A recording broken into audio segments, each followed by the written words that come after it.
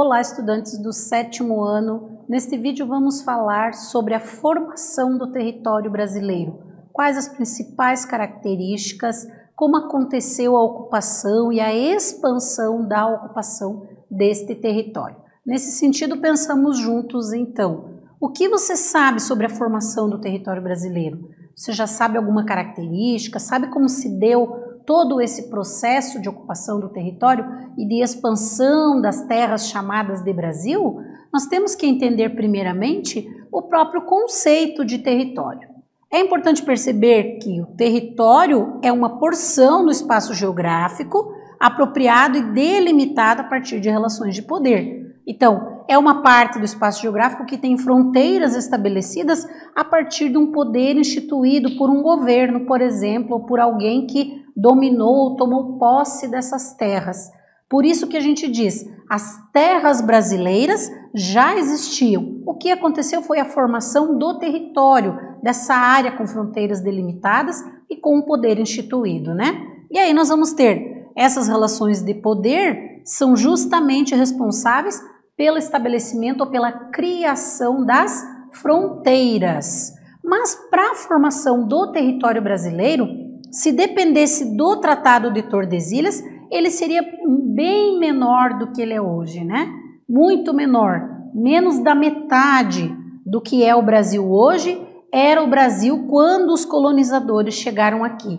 Eles fizeram um acordo, Portugal e Espanha assinaram esse tratado para dividir as novas terras que eles iriam conquistar, né?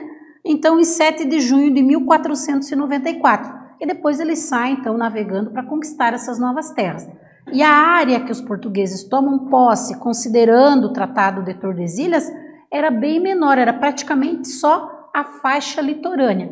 E aí essa ocupação inicia ali com o desenvolvimento de várias atividades. Temos no mapa aqui o que seria o Brasil, se considerássemos o Tratado de Tordesilhas e as principais atividades que foram desenvolvidas nessa área, como, por exemplo, ali a exploração do pau-brasil, na parte ali que pertencia à divisão da floresta atlântica ou da mata atlântica, uma atividade considerada extrativista, ou seja, retirar da natureza recursos, né? Neste caso aqui a madeira, mas na sequência a produção ali da cana-de-açúcar, né? O cultivo da cana-de-açúcar, as lavouras se estenderam também por toda essa região litorânea, mais tarde o tabaco e a criação de gado. A ocupação das primeiras terras indígenas, todas essas áreas eram terras indígenas que foram sendo ocupadas pelos colonizadores e pelas atividades que eles desenvolviam.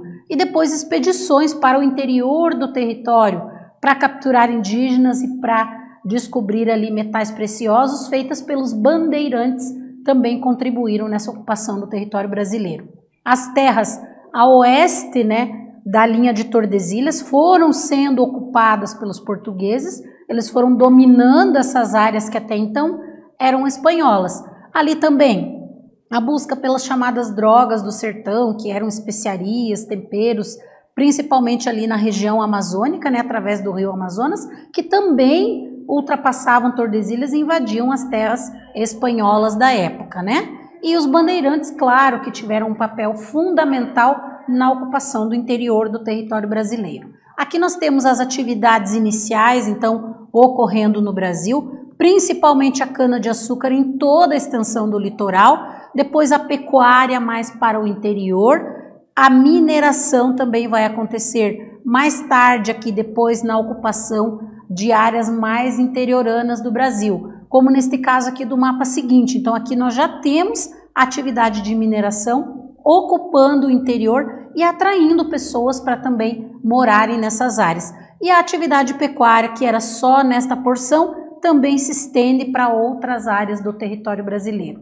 Essa expansão de atividades e de ocupação portuguesa, ultrapassando o Tratado de Tordesilhas, gera ali um novo problema. Em 1750, Espanha e Portugal tiveram que fazer um novo acordo para regulamentar as novas fronteiras do Brasil, porque os portugueses tinham avançado muito em direção às terras espanholas.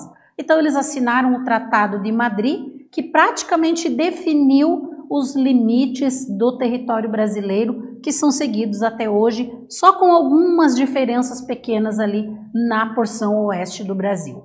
Nesse vídeo nós falamos sobre a formação do território, espero que vocês tenham gostado, até breve.